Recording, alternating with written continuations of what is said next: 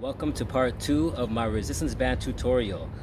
In the last video, I did say that I was going to go over how to use your foot as an anchor point in a seated position, but I changed my mind. Instead, in this video, what I'm going to do is I'm going to show you 2 other ways in where you're going to use your foot as an anchor point in a standing position.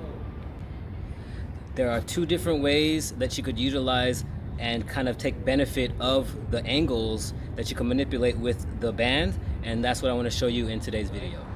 So the first one I'm going to show you is how you're able to do, let's say, a side arm raise or a rear delt raise using a band and your foot as an anchor point.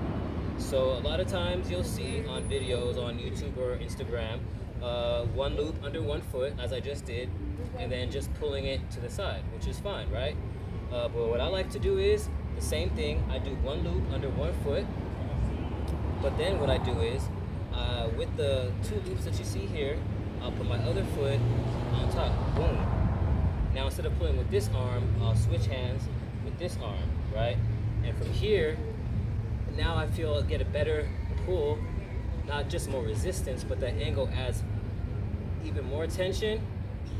And as far as I'm concerned, a better exercise that way, right? I made up a name for this. I like to call it the single double under. But at the end of the day, like I said, it's one loop under one foot, under that arch of that foot, and then two loops under the other foot, cross it over, and then pull, right?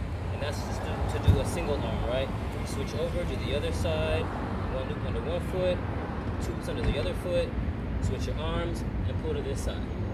Right? If you're going to manipulate the resistance even more, obviously the closer your feet are in together, the easier it is. The further your feet out are, the harder it is, right? Now the other way that you can do it is say that you want to do both arms at the same time. So what I do in that case, and I usually only use one foot for this one, using 2 feet might be too much resistance, but that depends on how strong you are and how strong the bands you're using. So I'm using, as you see, I'm using my lightest band. So what I do is with one foot, this time I'm going to do double loop under one foot as last time, right?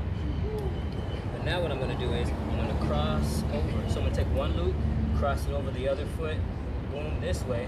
And now with this other foot as my support, right? Usually I don't have it next to each other. I step this foot back for support, right?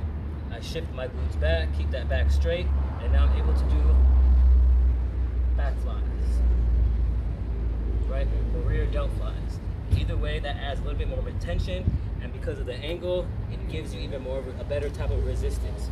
So that's what I like to do with using my foot as an anchor. As you can see, there's a lot of different ways you can manipulate the bands using just one band and your foot as an anchor if you don't have an anchor around you. Hopefully you found this video to be beneficial. Thank you guys for watching, and I'll see you guys next week for part 3.